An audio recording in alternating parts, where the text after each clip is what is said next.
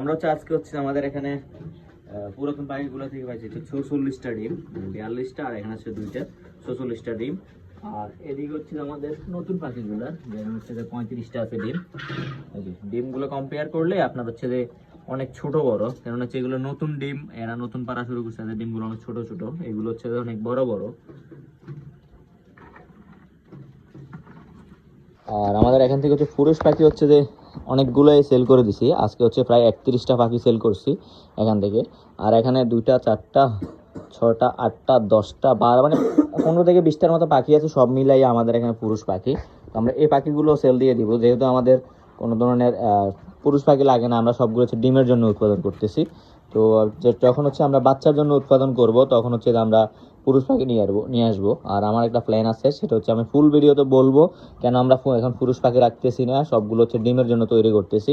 সেটা আমাদের পুরো ভিডিওতে পাবেন। তো পুরো ভিডিওটা কালকে পেয়ে যাবেন। সবাই হচ্ছে যে আমাদের চ্যানেলটা ঘুরে আসবেন আর সাবস্ক্রাইব করে দিবেন।